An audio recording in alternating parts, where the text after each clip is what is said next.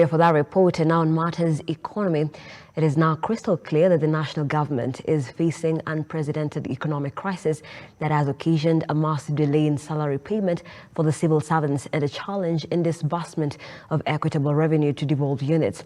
The head of state, President William Ruto, has come out to admit the national treasury is facing acute revenue shrink due to alarming national debt. The president, however, maintains his government will not go on another borrowing spree to finance the recurrent expenditure. This even as the opposition predicts a total economic meltdown if no drastic measures are taken, as our reporter Henry Tende now files. For the second week running, civil servants have not received their salary for March, and up until today there is no tangible indication the salaries will be paid anytime soon. The delay in payment of salaries and disbursement of equitable revenue allocation to various counties has seen blame game between the national government and the opposition on who should take responsibility for the deteriorating economy. And there we now have the unveiling of the report. And for the first time, President William Ruto has weighed in on the matter and admitted the country is facing unprecedented economic crisis and has blamed it squarely on huge national debt. I know we had an issue of delayed salaries, which is, somebody said, it is the first time that we are having delayed salaries. Yes, it is the first time we are having delayed salaries. But it's also the first time we are having such monumental debts. I want to assure the country that that is managed. We have turned the corner.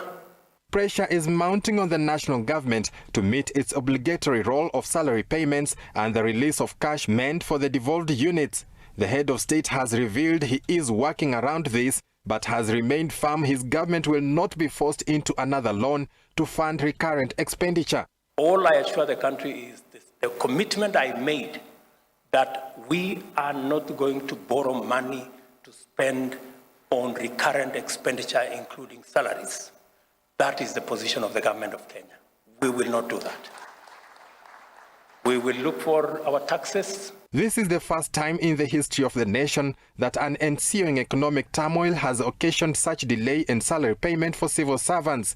Opposition group Azimio, through leader of minority Opiyo Wandayi, is now warning the country is staring at a total collapse of the economy if drastic measures are not taken to address the current crisis. We are facing bankruptcy as inflation reaches new highs, food prices skyrocket, and the country's finances dry up.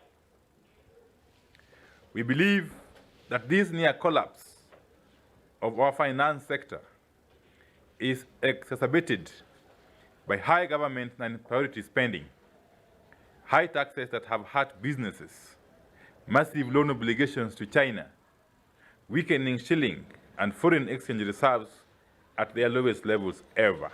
Azimio pegs the financial crisis in the country on misplaced priority and embezzlement of national resources in President Ruto's regime. There is complete stoppage of priority development spending by the national government. The originally approved development expenditure by the national government for the financial year 2022-2023 of Kenya shillings 715 billion was drastically reduced by half to Kenya shillings 393 billion under supplementary budget number 1 of this financial year. Despite this serious cut on the development expenditure budget, only Kenya shillings 162.5 billion has been released to some ministries, departments, and agencies for development spending.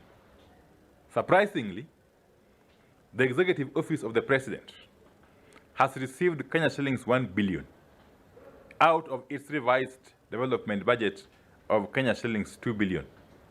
For luxuries such as new cars and furniture. During the launch of the Contractual Performance Report, Chief Cabinet Secretary Musalia Mudavadi warned ministry heads that laxity will not be tolerated. I direct that the performance contracts for Cabinet Secretaries be aligned to the key government priorities as contained in the program-based budget.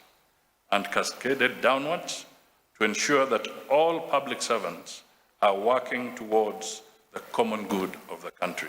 For now, the civil servants will have to wait a little longer while government works on paying their salaries. Henry Tende, Look Up TV.